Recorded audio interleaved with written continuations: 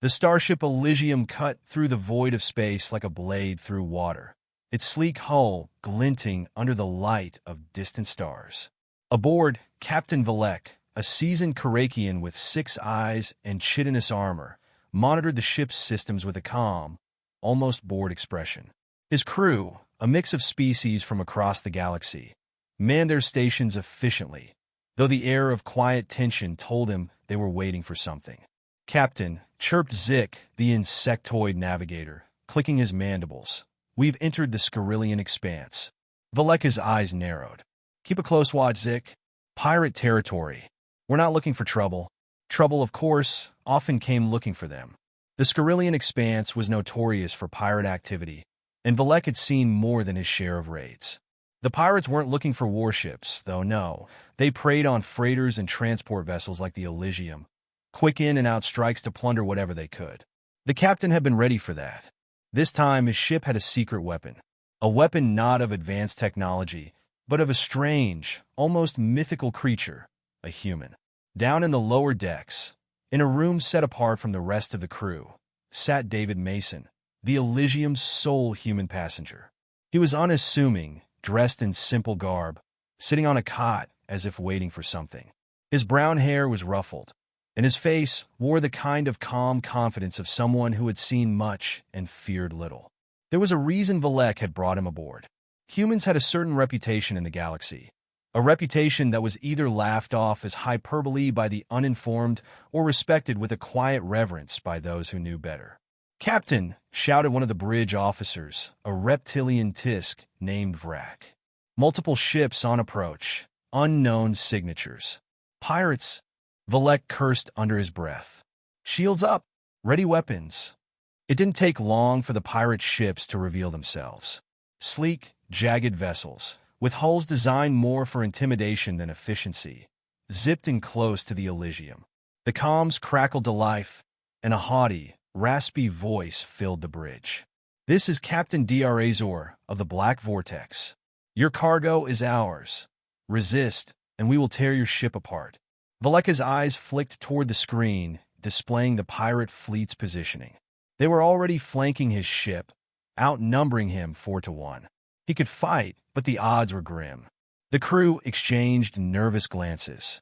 "Human," Valekh muttered into his communicator. "Get to the bridge." David Mason appeared moments later, strolling in casually. His presence alone changed the atmosphere of the room. He wasn't a large man, but there was something about the way he carried himself, a kind of predatory grace. "Pirates?" David asked, glancing at the screen. He cracked his knuckles. "Let's send them a message." Valekh nodded, motioning for the comms officer to open a line back to Dra'zor's ship. The pirate captain's face appeared on the main view screen, a grotesque blend of scales, horns, and cybernetic enhancements. "You have something to say before I take everything you have?" Dra'zor sneered. Valekh stood aside, giving David the floor. The human stepped up to the console, leaned in, and smiled. "You might want to rethink that," David said calmly. "We have a human on board." There was a pause. The pirate captain blinked, his sneer faltering slightly. "A human?" David nodded, still smiling. "That's right. And if you know anything about humans, you'll understand why this is your only warning. Turn around. Leave. Now." The silence on the pirate end stretched for a long, tense moment. Dra'zor's crew could be heard muttering in the background. One voice was clearly heard asking, "Is he serious?" Dra'zor's sneer returned, but there was uncertainty in his eyes. "A human? Ha! I've fought many species across this galaxy. Humans are nothing special. I don't believe your bluff, Captain." David's smile faded. He leaned in closer to the screen, his voice lowering to a deadly calm. "Let me tell you what happens if you don't leave. First, I'll find your flagship. I'll board it, and I'll start with you, Dra'zor. It won't be quick. It won't be clean. It will be educational. For your crew, as they watch what I do to you. Then, I'll work my way through the rest of your ships one by one. And by the end of it, your name will be nothing but a bad memory in the minds of whoever survives." The pirates on the other side were deathly silent now. "Of course," David added, almost as an afterthought, "you can still leave. Save yourselves the trouble. Dra'zor's face was pale now, his eyes wide. He had heard the stories just like every pirate in the galaxy had. Stories of humans doing the impossible, outsmarting, outgunning, and outmaneuvering enemies who vastly outnumbered them. They were survivalists, warriors, and, when necessary, monsters. Finally, Dra'zor growled. This isn't over, human." His face disappeared from the screen, and the pirate ships began to peel away, retreating into the blackness of space. As the last ship vanished from the radar, Valekh let out a long breath.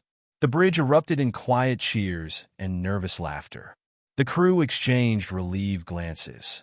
"That," Valekh said, turning to David, "was impressive." David shrugged. "They're all the same. They hear, human, and they don't want to risk it." Valekh chuckled, a deep, rumbling sound. "I'd heard the stories, but I wasn't sure if it would work." David grinned. "It works more often than you'd think. Most pirates have heard about humans doing things." He winked. "Things that keep them awake at night." With that, David turned and left the bridge, heading back to his quarters as though nothing had happened. The crew watched him go, still in awe of the simple exchange that had just saved them all. As Valekh settled back into his captain's chair, he couldn't help but smile. Humans might be rare in the galaxy, but their reputation? That was something no pirate wanted to test. And, as it turned out, the best defense against a fleet of pirates was simply to have a human on board.